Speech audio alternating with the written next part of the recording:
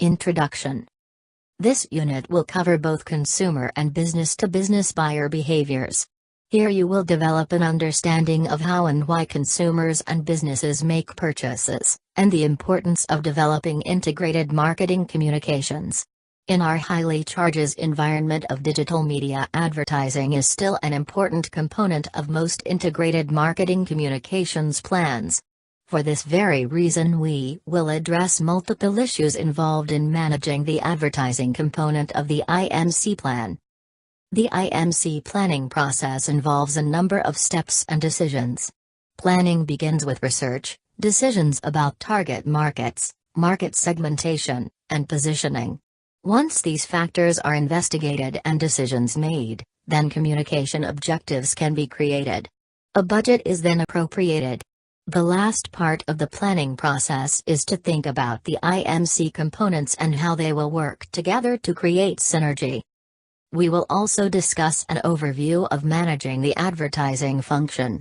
You will discover that advertising theory lays the groundwork, as does an understanding of the relationship between advertising expenditures and success. We will also review information on how to select an advertising agency, the various advertising parameters, and the components of a creative brief. The IMC planning process. The IMC planning process begins with communications research. From this research, decisions about the target market and product positioning can be made. These are joint decisions because one decision affects the other. Next, communication objectives are formulated. From the objectives come the budget and a selection of the appropriate IMC components. Again, it is a mutual decision because the budget impacts which IMC components can be used and the selection of the IMC components affects the budget.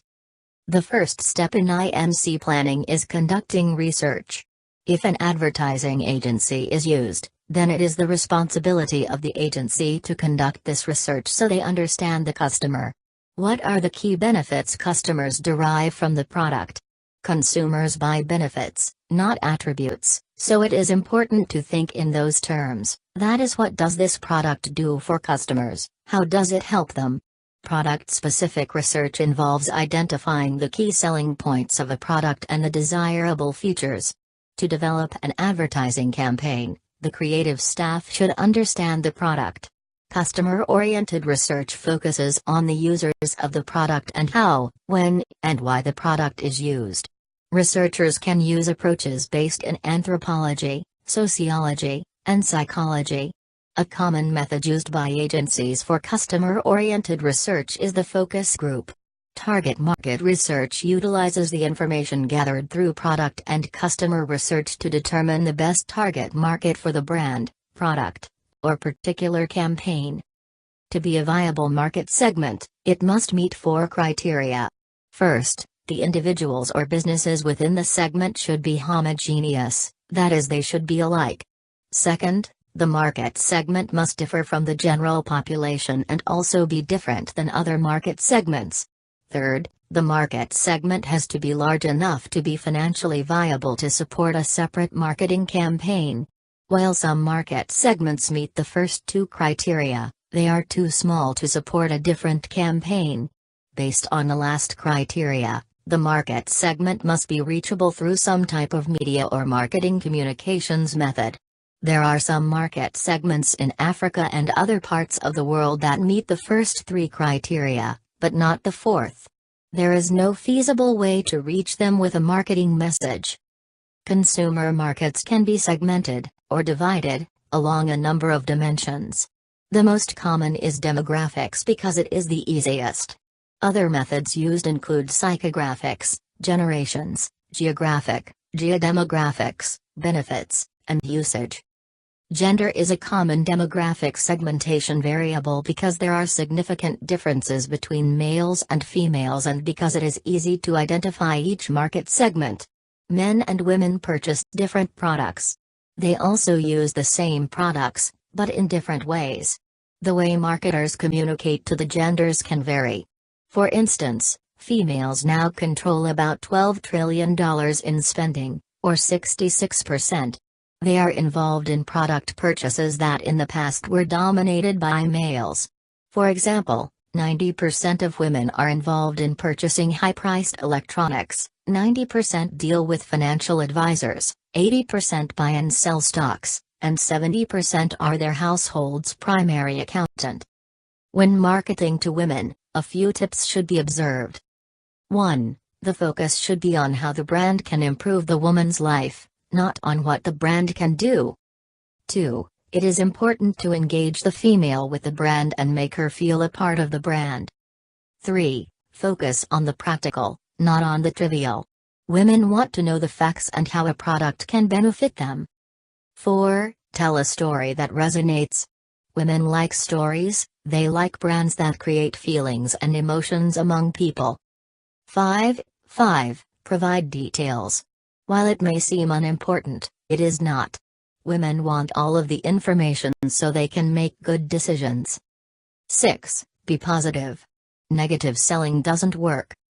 Mothers represent an attractive market. They are the fastest growing buyers of iPhones. They listen to Pandora and access other media sites more often and listen longer than the average consumer. They share news and photos on Facebook. They represent 20% of online users and a higher percentage of mobile users. They spend on the web either through mobile apps or directly online. Men are shopping more now for clothes, groceries, and other types of home supplies. Men tend to focus on a product's performance more than its appearance.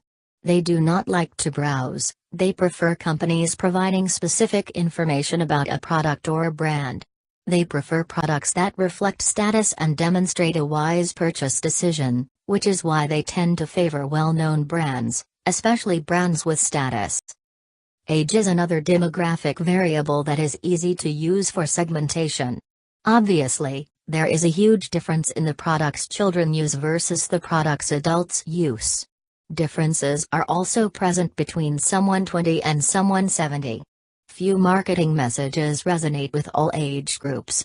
Therefore, focus on a specific age group.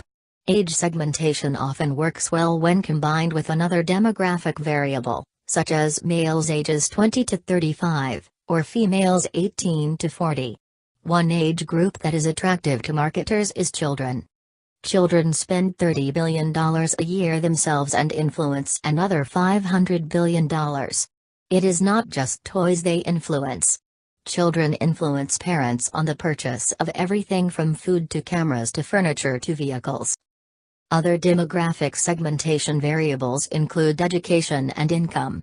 Each can be used alone, or combined with other demographic variables to create smaller, more homogeneous segments. This ad for Thomasville Furniture is directed to a segment called the exhausted affluent.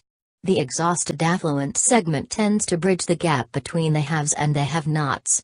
They desire style and quality, but not something overly fancy. Ethnicity is an important demographic variable since minorities control $2.5 trillion in buying power. For many, ethnicity is a significant part of their identity. It is important to create advertising that understands each ethnic group. A translation of white ads is not sufficient. In recent years, advertising agencies have moved to a holistic approach. Rather than creating separate campaigns, they are designing a single campaign that incorporates insights from various ethnic groups.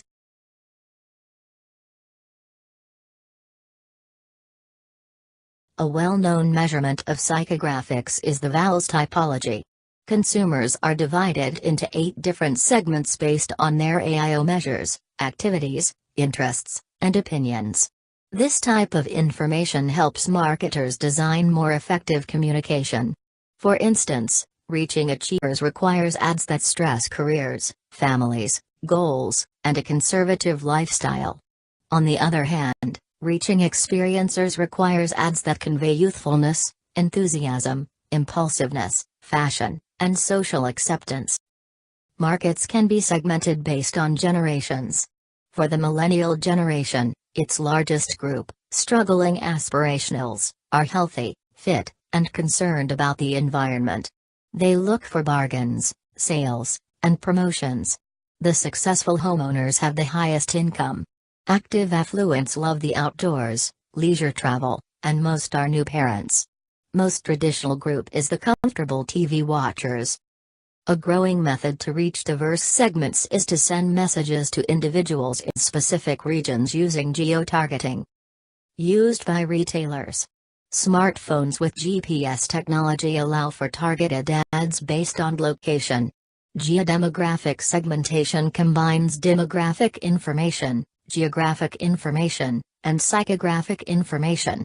Geodemographic segmentation is beneficial for national firms conducting direct mail campaigns and for retailers in targeting customers in a geographic area around the store. The most well-known geodemographic segmentation system is PRISM. It consists of 62 different market segments.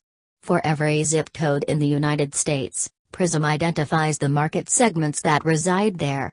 For instance, in downtown Jackson, Mississippi, the two primary clusters are Southside City and Towns and Gowns. The Southside City cluster contains primarily young and elderly African Americans, who are employed in low-paying blue-collar jobs, have lower education levels, rent apartments, and read sports and fashion magazines. Benefit focuses on the advantages consumers receive from a product rather than the characteristics of the consumer. An excellent example of benefit segmentation is the fitness industry.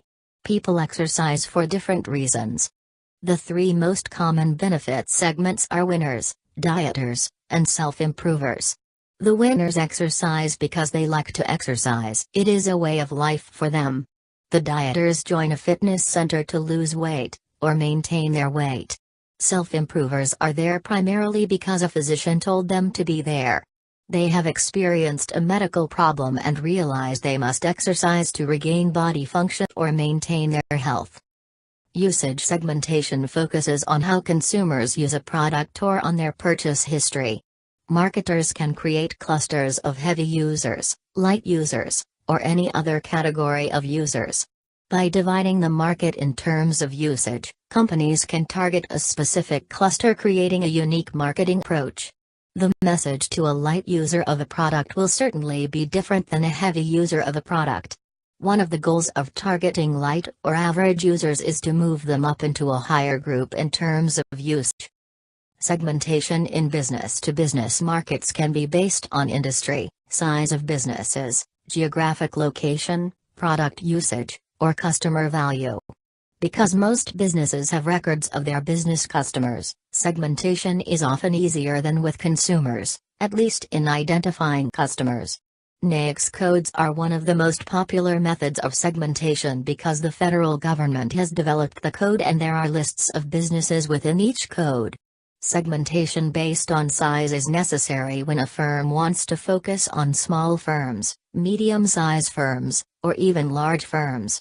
Industries often locate together, for example computers in the Silicon Valley in California. How firms use a product can be a method of segmentation and the value of customers. Many packaged goods manufacturers have a Walmart team to service that account since it is so large and has such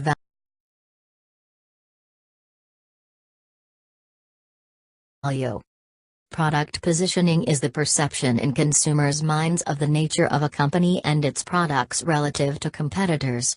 It is important to recognize the two major points, in consumers' minds and relative to the competition. Positioning is created by factors such as product quality, price, distribution, image, and marketing communications. Companies need to consider carefully where they are positioned in the marketplace and then develop ads to reinforce that image or move consumers to the image that is desired. Effective positioning can be accomplished in 7 different ways. Positioning by product attributes involves promoting a unique attribute that is superior or different from the competition. Using competitors to establish a position can be accomplished by contrasting the company's brand against competing brands. Use or application involves creating a memorable set of uses for a product, or applications that allow it to stand out. Price, quality positioning can occur in 2 ways, by emphasizing value, low price, or by emphasizing high quality, with little mention of the higher price. The product user approach emphasizes who uses the product, such as educators for Apple computers. Positioning can be based on the product class, such as beverages, breakfast foods, or sports cars. The last approach is cultural symbol, which strives to connect the brand to some cultural symbol that is recognized and known by consumers. Product positioning is never fixed because consumers and society change. The same holds true for business products. In the international arena, product positioning is very challenging, but important. However, the position that is used in one country may not be appropriate for another country. Product positioning is a critical component of image and brand management because it is how consumers, or businesses, view the brand compared to competing brands. An effective IMC planning process requires quality communications objectives. These objectives tie the organization's context, target markets, and positioning approaches to the selection of budget figures and IMC components. Communication objectives also guide account executives and advertising creatives in designing the actual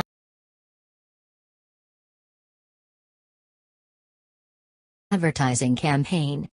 Companies have a number of ways of determining a communications budget. Setting budgets for large companies with multiple brands and products is often more challenging than with a small company that may sell only one brand or a few products. The percentage of sales method sets the communication budget as a certain percent of this year's sales or next year's sales forecast. It is simple to use, which makes it a popular choice. However, it works in the opposite direction of what may be needed. When sales increase, so does the budget. When sales decline, the budget is reduced. It should be just the reverse. It also does not allow for special needs that may rise. Meet the competition sets a budget approximately equal to competitors.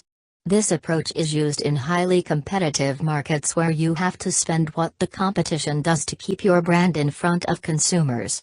Spending the same as competitors does not guarantee success.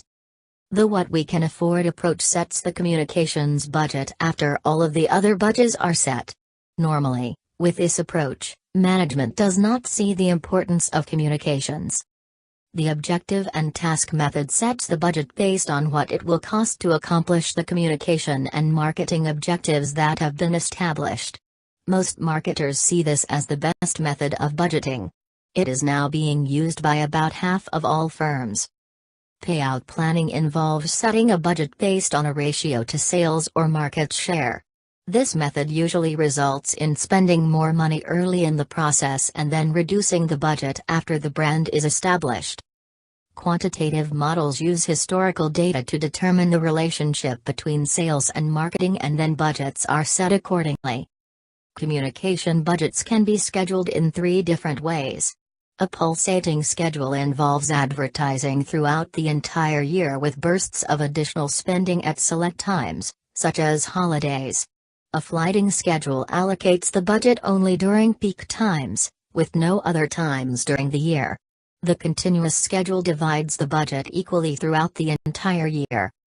The last decision, in conjunction with the budget, is the selection of IMC components.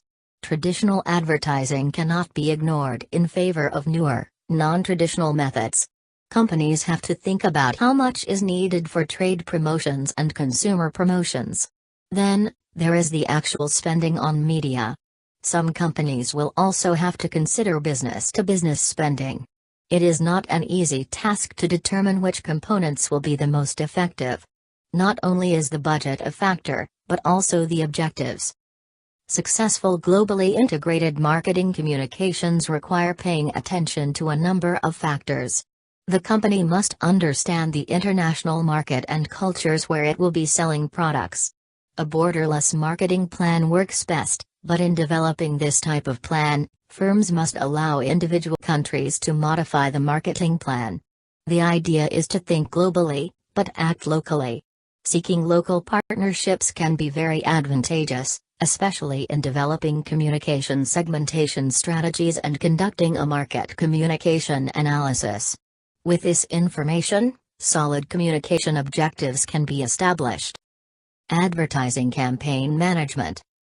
Strategy directs the advertising campaign and outcomes will be the result of your methods. The hierarchy of effects model consists of these 6 steps. The 6 steps are sequential, although some experts question if they are really sequential. But, the basic model says they are sequential and that consumers spend some time at each step. For instance, before a consumer can like a brand, they first must be aware of it and develop some knowledge of it. To develop brand loyalty, consumers must go through all 6 steps. It is similar to attitude formation and the cognitive affective conative sequence. Awareness and knowledge are the cognitive component of attitude. Liking, preference, and conviction are the affective component. The conative component of attitude is the purchase.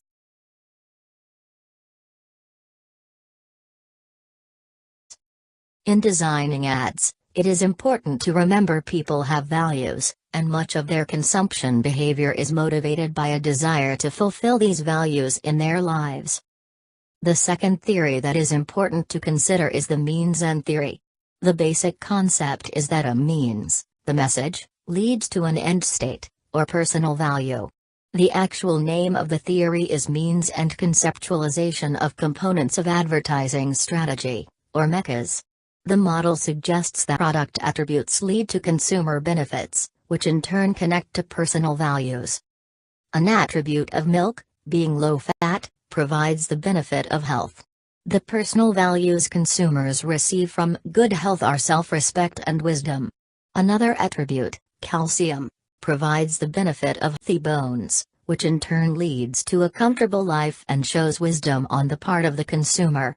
The key to a means end chain is looking at the benefits each attribute generates, then connecting those benefits to various personal values. Most ads seek to have a balance between visual and verbal, but usually one will be more dominant than the other. In recent years, advertisers have seen a move to more visuals and less emphasis on verbal content. One reason for the change is that visual processing is easier for consumers to recall. Visuals are stored in the brain both as pictures and as words. Concrete images tend to be remembered better than abstract visuals. If consumers can create a mental image or a picture, it actually is superior to seeing the visual in terms of recall. So radio ads that can make listeners use their imagination and picture the product work very well. Visual Esperanto is the ability of a visual to transcend cultures and languages by conveying the same meaning. It is especially beneficial in international ads where advertisers want to convey the same message to every market in the world. Business-to-business ads in the past emphasized verbal content, but in recent years B2B ads have moved to more visuals. A number of factors influence the relationship between promotions and sales. The goal of the promotion may be to increase brand awareness or build brand image. If so, there will be less impact on sales than with some of the other objectives. Threshold effects are present at the point where the advertising or communication begins to affect consumer responses in a positive direction. Carryover effects refer to an ad's message being remembered or carried over to the time when the product is needed and the consumer is thinking about the purchase. Wear-out effects occur when an ad or message becomes old and stale and the consumer no longer pays attention to it. Decay effects occur when a company quits advertising, and the brand name begins to fade in people's memories. Sales can also be impacted by just random events, such as a major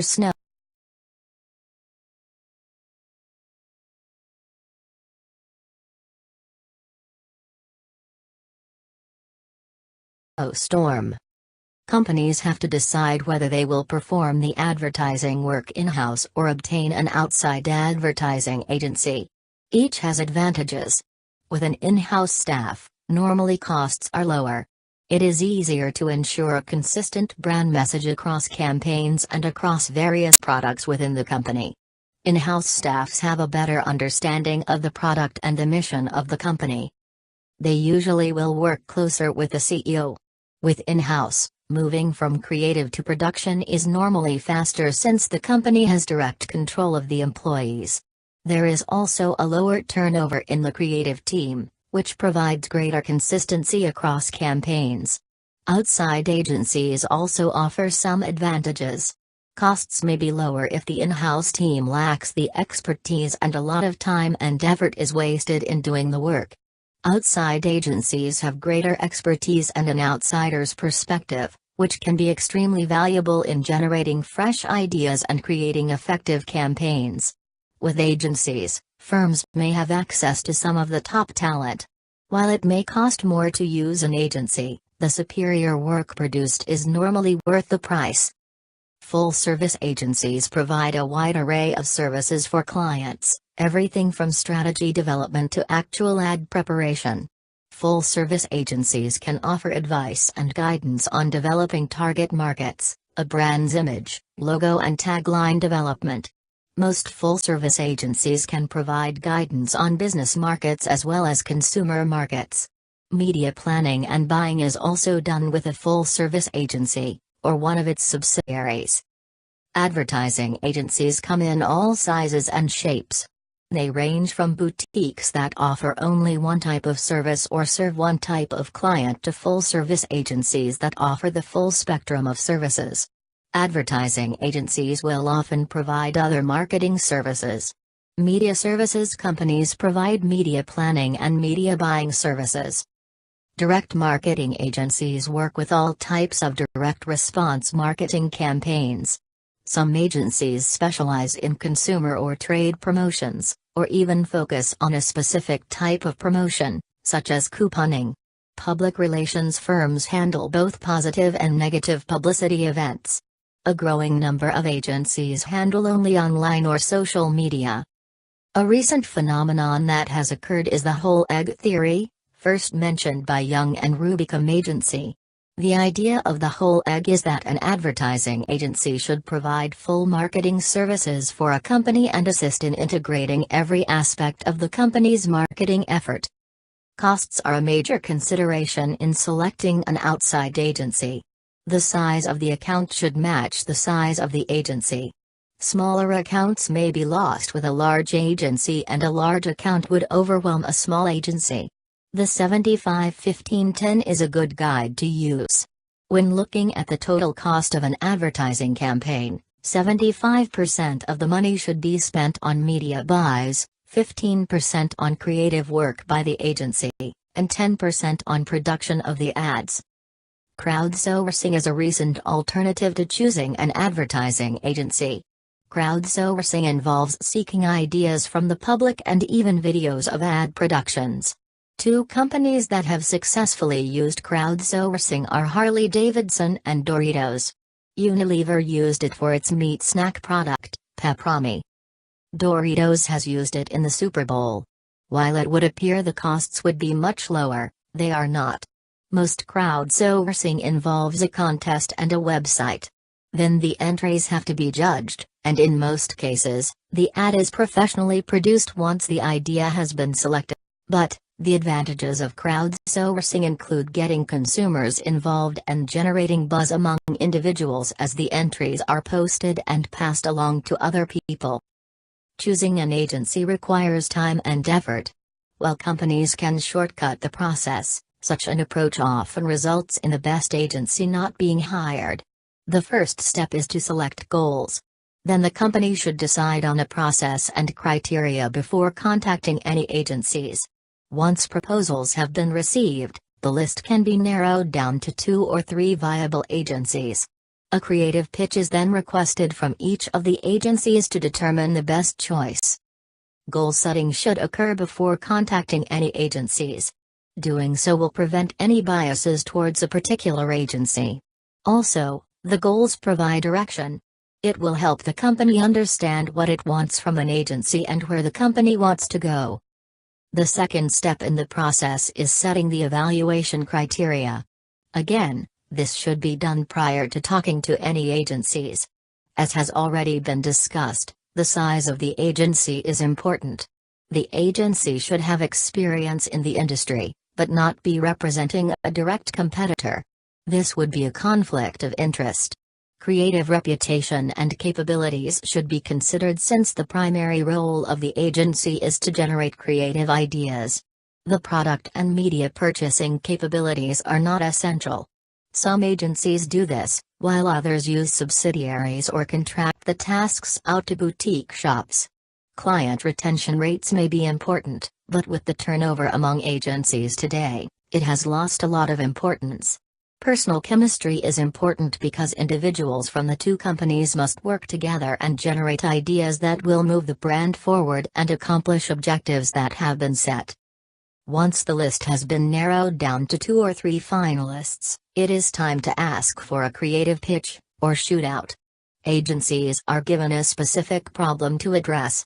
Creative pitches are expensive for agencies, so companies need to be serious about an agency when requesting a pitch. From the creative pitches, the company should select the agency that offers the best plan. In the advertising agency, there are some key individuals. The account executive is the liaison between the company and the agency. The account executive represents the client within the agency. Account planners are the voice of the consumer and assist in overall planning and strategic direction of the campaign. Their role is to see the total picture. The creative director is responsible for the creative aspect of the campaign and works with the agency's creative staff. The traffic manager's role is to manage the campaign scheduling to ensure the campaign is finished on time. Media buyers and planners are involved in the selection and purchase of media. Effective advertising campaigns require careful planning and attention to these parameters. Advertising goals have to be set based on communication and marketing objectives.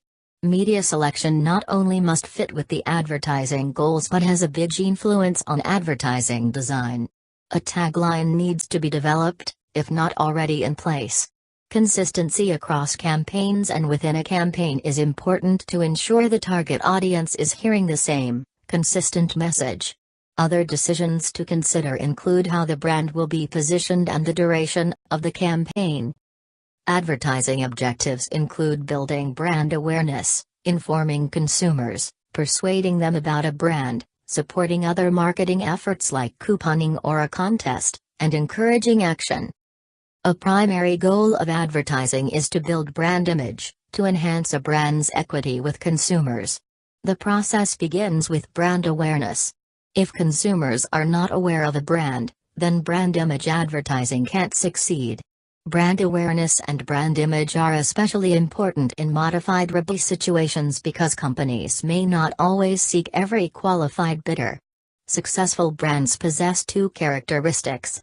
Top of mind are the brands a consumer mentions first when asked about brands in a particular product category.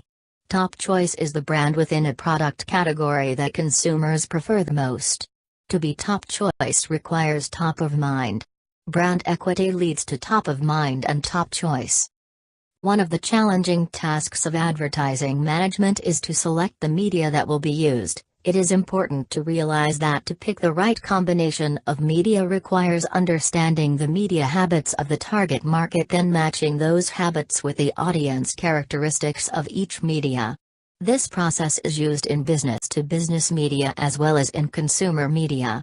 Because of the importance of placing ads in the right media, companies are now involving media companies at an earlier stage of the ad development process rather than after the campaign have already been completed. Taglines are connected with brands and sometimes are better known than a brand's logo. It is a key phrase that should tell what a brand is about. It should be memorable and convey something that is unique.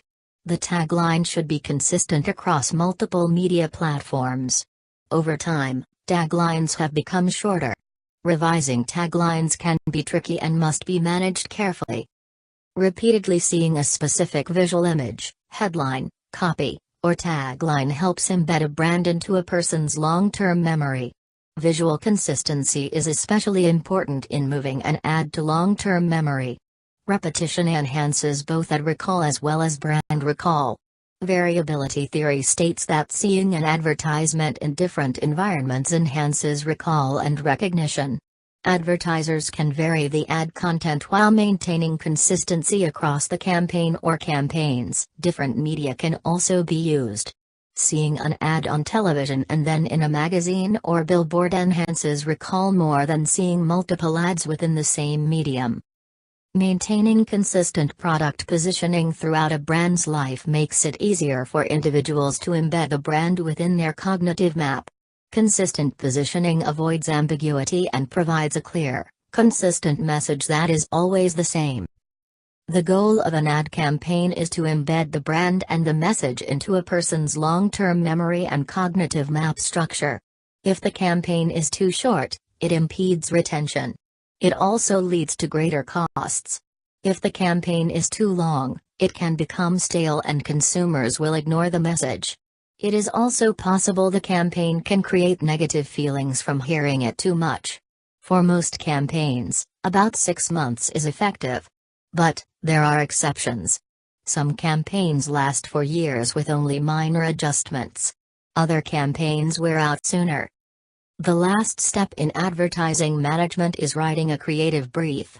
The appearance of creative briefs will vary among advertising agencies and clients, but most contain these 5 elements: the objective of the campaign, the target audience, the message theme, any support that can be used, and any constraints.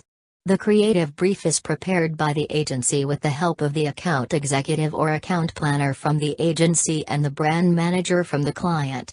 It is a document used by the creative team at the agency to prepare the advertising campaign, so it needs to be clear and provide enough information so that the creative team understands what the client wants.